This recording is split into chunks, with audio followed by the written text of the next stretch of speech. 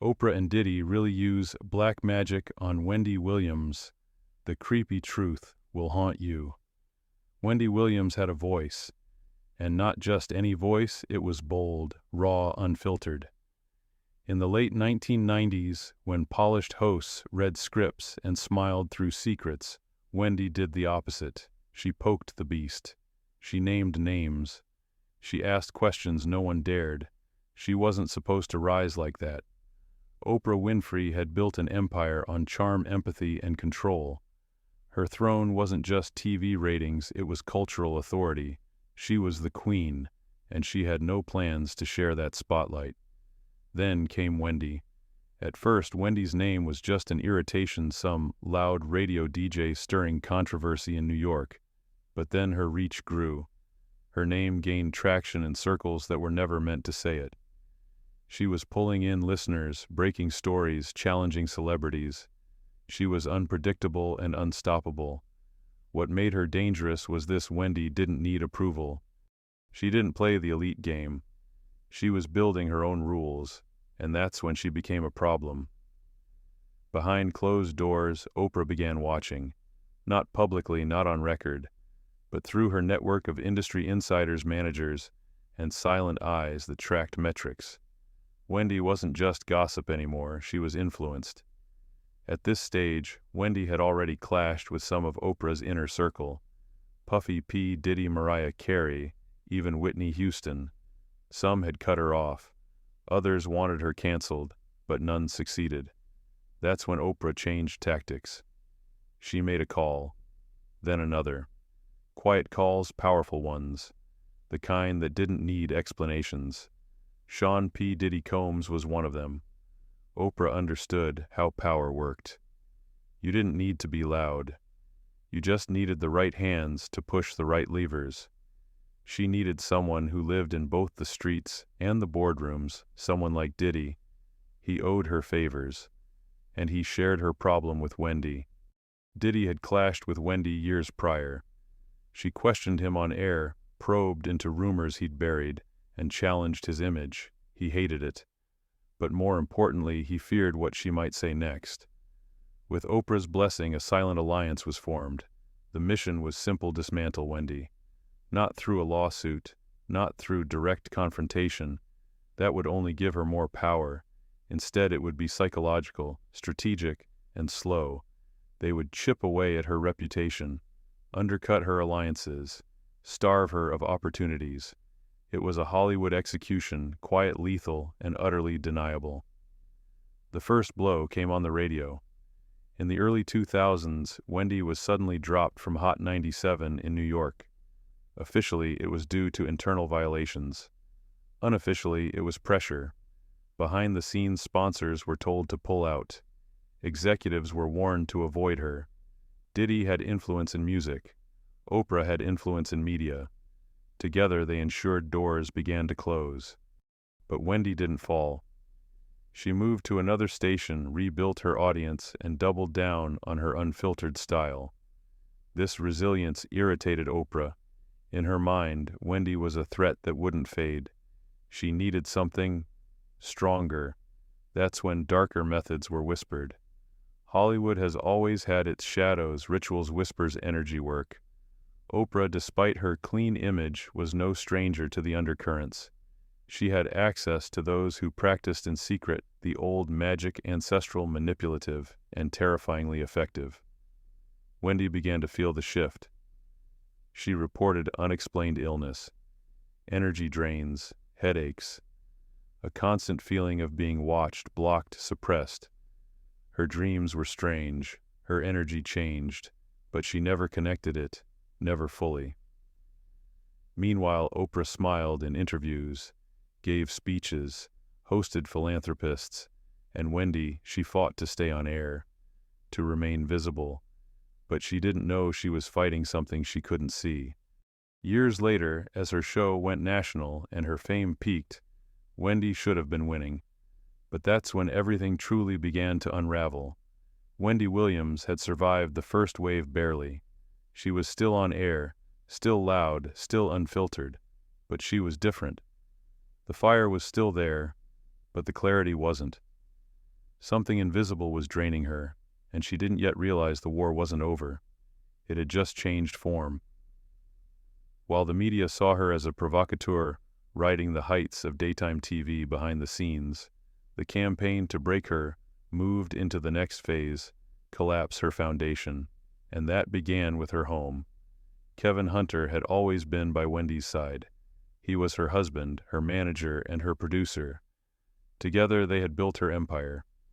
But trust doesn't survive in poisoned air, and Wendy's world had been quietly poisoned for years. The pressure from outside, the whispers, the subtle discredits, and the energy attacks, Wendy carried them all home. She wasn't just fighting the industry anymore.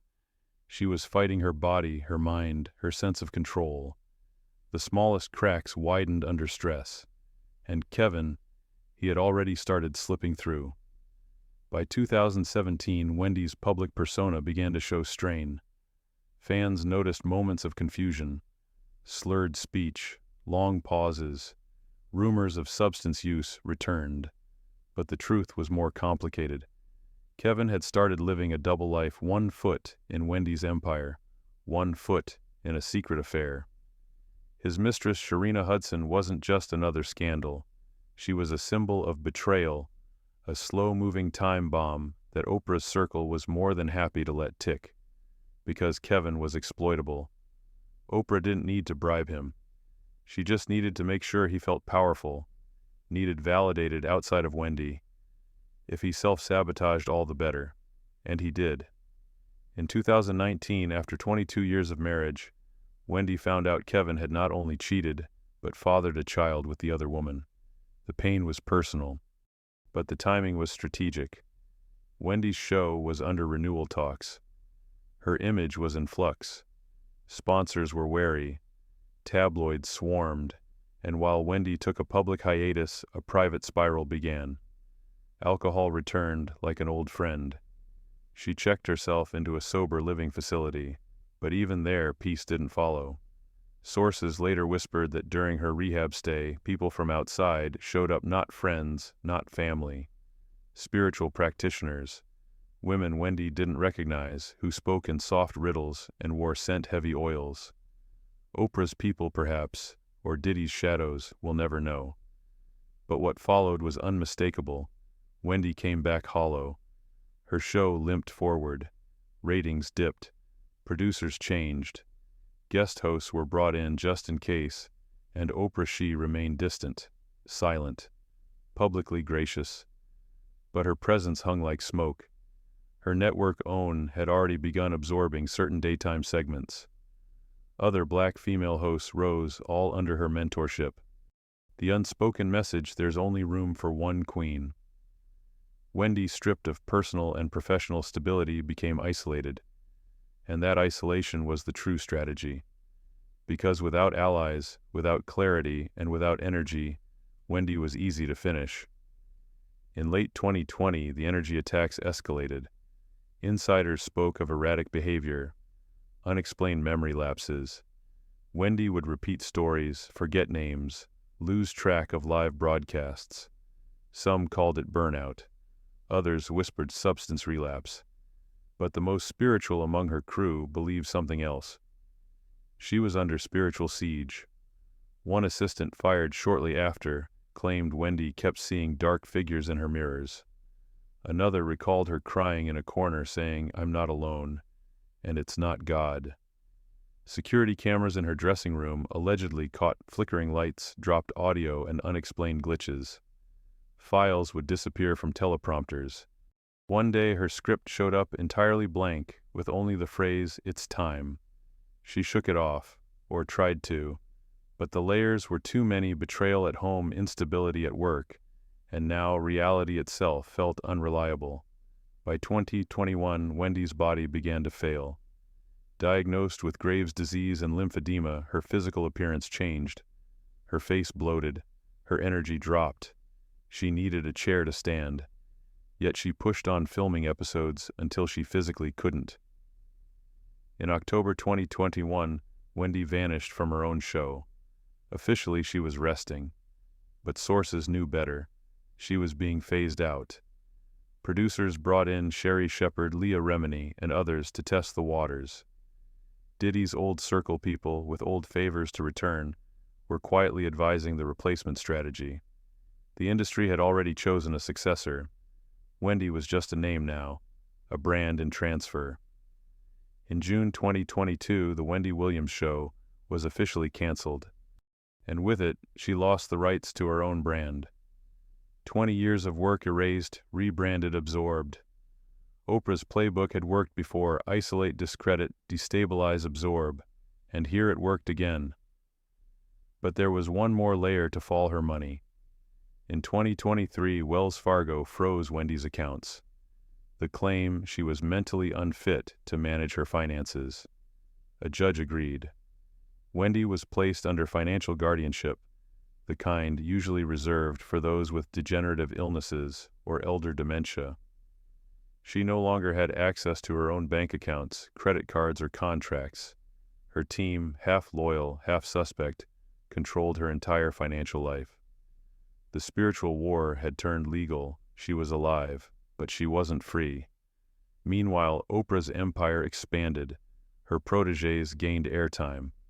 The space Wendy once occupied was now filled by controlled, polished voices, never too raw, never too threatening. Diddy kept quiet. He knew better. His own world was starting to crack, but Wendy's destruction had bought him time. The whisper in Wendy's mind, if it could form words, might have asked, was it always meant to end like this? When Wendy Williams disappeared from her show, the world assumed it was exhaustion, illness, maybe burnout. But those closest to her knew something deeper was unraveling, a dismantling that felt less like fate and more like orchestration. In 2022, while Wendy's finances were locked and her name erased from the show that bore it, whispers swirled through the industry. Where is Wendy Williams? The question wasn't just about location. It was about presence, power, and truth. Then came the cameras. HBO Max began production on a documentary about her life, a project originally meant to be a celebratory comeback. Instead, it became a eulogy in real time. As filming progressed, it revealed a woman disoriented, confused, and physically diminished. Her memory flickered, her thoughts wandered. There were moments of brilliance, then deep fog. It was not the Wendy the world remembered. Behind every cut, producers debated ethics. Were they witnessing decline or showcasing it? But one thing was certain: the film would answer the question everyone asked. And it did. February 2024. Wendy's family released a public statement. She had been diagnosed with frontotemporal dementia, FTD, a progressive neurodegenerative disease that affects personality, behavior, and language. It explained the memory lapses, the outbursts, the confusion. It explained why she vanished. But to those who believed in spiritual warfare and energy manipulation, it explained more than that. This wasn't natural, one former assistant said anonymously. This wasn't just biology. Something got to her. Wendy's decline had followed every textbook pattern of a long game attack: isolate, destabilize, discredit, dismantle. And now, with her diagnosis, she was effectively silenced. No comeback, no rebuttal, just fading. Oprah Winfrey never commented publicly. She didn't need to. Her image remained pristine. Her empire grew.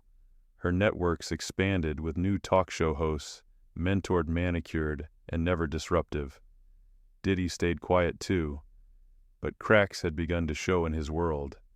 Allegations, lawsuits, and federal investigations into his past behaviors began bubbling in 2023. Whispers of trafficking, manipulation, and abuse surfaced. Many of the same tactics Wendy had once questioned publicly. Now the world was catching up. One segment in the HBO documentary showed an old interview clip, Wendy in her prime, asking Diddy a question that made him visibly uncomfortable. He had dodged it. She pressed harder. She was the only one who ever did that, the documentary narrator said. And for that, many believed she paid the price. Privately, some began asking the real question: was Wendy's decline truly medical? Or was it induced, dark magic, energy manipulation, intentional poisoning? None of it could be proven. But in Hollywood, where secrets are currency and rituals are real, the impossible was always just a matter of exposure. Insiders recalled moments when Wendy said strange things. "I can feel people pulling at me. I dream in someone else's voice. They want me gone, but I don't know who they is." Now those words felt chillingly literal. In a leaked deposition from 2023, a former executive linked to own Oprah's network described internal conversations from years prior. Wendy's name came up. The memo read, "Brand risk, unmanageable, uncontrolled narrative, must contain." Another line read, "Influence incompatible with long-term ecosystem." The implication: Wendy was more than competition. She was a threat to the brand structure Oprah had built over decades. Meanwhile, Wendy's estate was now controlled by financial guardianship. Her decisions, medical, legal, financial, were made by others. She had family, yes, but power of attorney had slipped to court-appointed strangers. This arrangement was justified legally, but spiritually it felt like the final shackle. Her voice, once the loudest on daytime TV, now existed only in reruns. Yet not everyone believed it was over. A small but growing group of her fans and spiritual supporters began gathering online Reddit threads, TikTok clips, independent podcasts. They called themselves the Echoes. Their belief Wendy's story wasn't one of simple decline. It was one of assassination, spiritual, social, and psychological. And they vowed to keep telling it. Some even believed Wendy might return. People forget one Echo member posted that energy never disappears. It just changes form. Wendy may be silent now, but her energy still ripples. And the ones who silenced her, their reckoning is coming. By late 2024, Diddy's legal troubles worsened. Federal raids, seized properties, former associates turning witness. The mogul image cracked hard, and Oprah. For the first time in years, she began canceling public appearances. Rumors swirled, a health issue, a privacy retreat, or perhaps a fear that her own name was finally being whispered in rooms it had long controlled. Wendy's documentary ended not with a farewell, but with a freeze frame, her last coherent sentence to the camera. "I told the truth, that's all I ever did." Then silence. And yet through that silence, the story had only just begun. By early 2025, the Echoes were no longer just a fan movement. They had become a decentralized, investigative collective. Reddit threads turned into research hubs. TikTok videos layered card readings with timelines. Former insiders began dropping hints in DMs. They weren't journalists. They weren't spiritualists. They were both, and their target Oprah. What began as a quiet questioning of Wendy's fall had evolved into a methodical excavation of an empire. The Echoes weren't claiming Oprah was guilty of a crime, not directly, but they were mapping a pattern, a matrix of career collapses and character assassinations that all seemed to benefit the Queen of Daytime. And Diddy was always lurking nearby. They started connecting dots. 1999. Wendy was fired from Hot 97 after a string of controversial interviews. One of those interviews, Diddy. 2001. Oprah's network begins recruiting talent for OWN. Certain names like Wendy were quietly blacklisted. 2018. Wendy's marriage collapses publicly, and industry whisperers report a cold war between her and Oprah, intensifying behind closed doors. 2022. Wendy's health deteriorates. Guardianship begins. OWN launches several shows in her time slot. Coincidence maybe, but as one Echo account wrote, "You don't need a smoking gun to recognize a pattern. You just need to step back far enough to see the whole picture." In March 2025, an anonymous whistleblower, claiming to be a former spiritual advisor linked to Diddy's inner circle, posted a thread that went viral. Wendy was marked, it began. There were rituals, there were names, she was one of them. The post detailed alleged meetings in the early 2000s between Oprah, Diddy, and two unnamed Hollywood figures, where they discussed preserving the hierarchy of influence among black media royalty. Wendy's rise, according to the Post, was seen as a disruption. Oprah didn't just fear Wendy, the thread continued. She feared what Wendy represented: a voice outside the gatekeepers, a voice that couldn't be controlled. Reddit went wild. That same month, a former OWN producer, one who had been let go in 2023, leaked documents to an independent media blog. Among them, an internal memo listing high-risk disruptors: Wendy Williams, Monique, Tyrese. Each name was marked with annotations: PR volatile, difficult to align, controls their own narrative. And beneath Wendy's name, disarm, redirect, replace. In April, a private investigator working with the Echoes released aerial drone footage of a secluded California compound owned by one of Oprah's holding companies. The footage revealed structures not registered on public zoning maps. A ritual space, they alleged, a place of energy work. Of course, the mainstream media dismissed it, but the footage, paired with accounts from spiritual whistleblowers, rekindled conspiracy theories that Oprah, much like Diddy, engaged in dark metaphysical practices to solidify her influence. Suddenly, videos from years prior resurfaced. Oprah speaking of calling on ancestors, of intentional manifestation, of cutting cords. In a new context, those words felt ominous. Then came the podcast leak. A former associate of Diddy, in a recorded conversation, described an off-the-books operation, a campaign to quietly dismantle Wendy's credibility between 2019 and 2021. The tactics included targeted rumors, legal pressure, and media partnerships that would subtly push the narrative of decline. She was supposed to burn out, he said. Make it look natural, not forced. The interview, posted anonymously to SoundCloud, was taken down within 12 hours. But by then, it had been downloaded tens of thousands of times. Oprah remained silent. Diddy no statement. But the silence was no longer enough. The FBI's investigations into Diddy's empire expanded. Allegations of trafficking, embezzlement, coercion, all gaining steam. Suddenly, Wendy's name popped up again, this time in unsealed documents. She'd been one of the first to raise concerns about certain parties, certain patterns. It seemed she'd known too much. In May 2025, a legal bombshell. A civil suit was filed by Wendy's legal team on her behalf, under guardianship against entities connected to Bad Boy Entertainment OWN Productions and a third party listed as Public Influence Facilitator, LLC. The allegations: defamation, financial interference, intentional infliction of emotional distress. It wasn't just about justice. It was about naming names, and for the first time the paperwork made something clear. Wendy wasn't just a fallen star. She had been a target. The media responded cautiously. Some labeled it a publicity stunt. Others noted the uncomfortable timing, with Oprah beginning to withdraw from upcoming speaking engagements, and Diddy's legal calendar filling rapidly. The narrative was shifting, and the echoes were louder than ever. They began organizing rallies, virtual at first, then real. Justice for Wendy signs appeared at courthouse steps.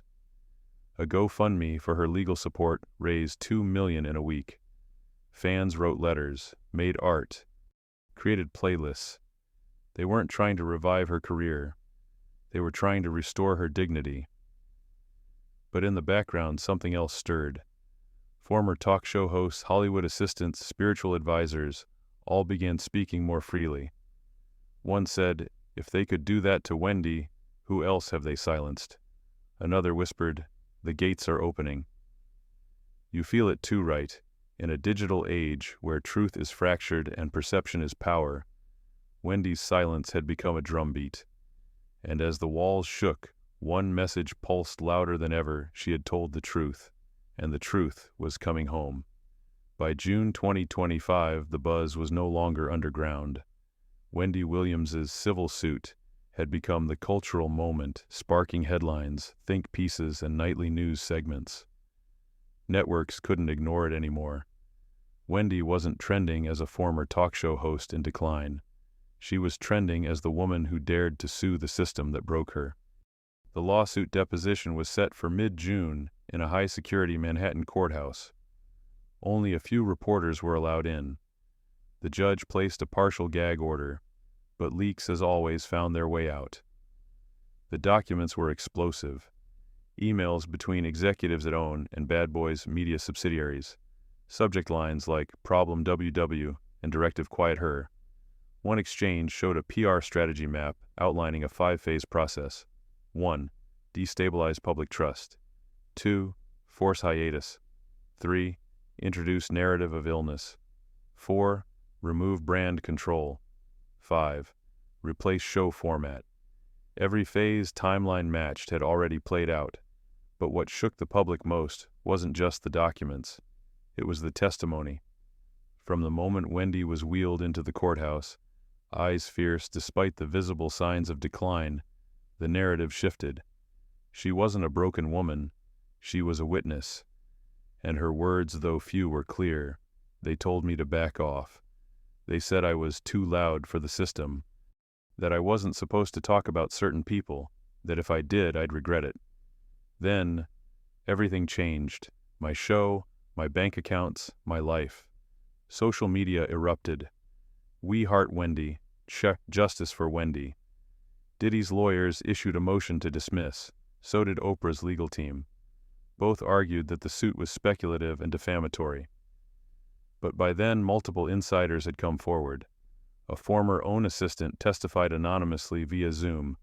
There were weekly meetings labeled talent stability. But they weren't about protecting people, they were about controlling them, especially Wendy. We were told to flag any public statement she made. If she stepped out of line, there were consequences. Meanwhile, the Echoes began working with independent investigative outlets. They coordinated timelines, cross-referenced voice clips, and submitted FOIA requests. The deeper they dug, the clearer the picture became. Oprah hadn't ordered a hit on Wendy's career, but she'd approved the machinery that enabled it. And Diddy. He wasn't just a participant, he was a strategist. One source described him as the enforcer of the Whisper Network, someone who didn't need public scandal to break a person. He understood influence and fear. In a televised special, journalist, Karen Elston, sat down with 3 ex-employees from OWN, all disguised with voice modulation and shadows. It was about hierarchy, said one. Wendy's popularity posed a threat to that. She was too raw, too uncontrollable. Oprah's team wanted peace, another said. Peace meant silence, and silence meant neutralizing anyone who brought chaos. Wendy was chaotic. Elston's special ended with a final quiet quote. We never thought she'd fight back. Mid-July brought a new twist. A leaked internal email from a high-ranking executive at Wells Fargo, dated January 2022, referenced concerns flagged by external parties about Wendy's mental health. The sender a name with ties to OWN's financial division. Forensic accounting traced irregular communication patterns between this contact and 2 others in Oprah's corporate sphere. Suddenly, what had looked like a protective financial guardianship appeared more like a premeditated power grab. Control the money, control the narrative, one Redditor wrote. Classic playbook. The courthouse became a media circus. Supporters gathered in droves wearing purple, Wendy's favorite color, chanting her name. Inside, the case turned darker. Testimonies revealed that Wendy's health issues were real, but they had been manipulated, exploited, used as cover to remove her from power. Her former producer, speaking with immunity, confessed, "We knew she wasn't well, but instead of helping her, we fast-tracked the guardianship. It was strategic. It was approved at the top." "Who's the top?" the lawyer asked. The producer hesitated, then said, "I was told the initials were OW." Gasps in the courtroom. Public sentiment erupted. Talk shows, podcasts, and legacy outlets began pivoting. Oprah, once untouchable, was now under scrutiny. Carefully curated clips of past interviews where she'd spoken over guests or deflected criticism took on new weight. A viral video juxtaposed Wendy's 2000s-era bravery with Oprah's curated calm. It ended with the line "authenticity versus authority," and the public was choosing authenticity. That same week, Diddy was subpoenaed in a separate criminal case involving financial misconduct and potential coercion of entertainers. The cases overlapped in names, methods, and objectives. As one anchor on national news said, "This isn't just about Wendy, it's about a system of silent control in Hollywood, and that system is cracking." Back in court, Wendy's guardian spoke to the press, "We don't want revenge, we want autonomy, and we want accountability." The judge set a trial date for October 2025. The world would be watching. In the final days of July, Wendy released a handwritten statement, published through her legal team. "To everyone who stood by me, thank you. I'm not perfect, but I've always told the truth. Even when it hurts me, I will not stop now. I want my voice back, not just for me, for anyone they've tried to silence." The note went viral, not as a comeback, but as a reckoning. October 2025 arrived like a thunderclap. Outside the courthouse, purple flags fluttered in the wind. Supporters formed a human chain lining the streets with signs that read, "Let Wendy speak," and "No more queens without crowns." Inside the trial of Williams vs. Own, Combs and Associates began under intense security and even greater public scrutiny. What had once been seen as an industry spat was now recognized as a cultural reckoning. The first witness called Wendy's financial advisor, once complicit, now seeking immunity. "There were direct instructions," he said flatly. "I was told that Wendy's spending habits needed to be exaggerated. The bank was told she was unstable. That came from a contact with connections to Own." The jury took note. The courtroom murmured. Then came the testimony of whistleblowers from Oprah's corporate team. What had been speculation was now supported with timelines, recorded Zoom meetings, and corporate memos. One particularly damning email from 2021 titled "Silencing Strategy" included the line, "We need to phase her out before Q2 2022. Utilize health narrative and financial interventions. DD can coordinate." DD stood for Diddy. The prosecution played audio recordings of Diddy discussing Wendy. "She's loud, she's wild. Oprah's not happy. Let's make this go away quietly."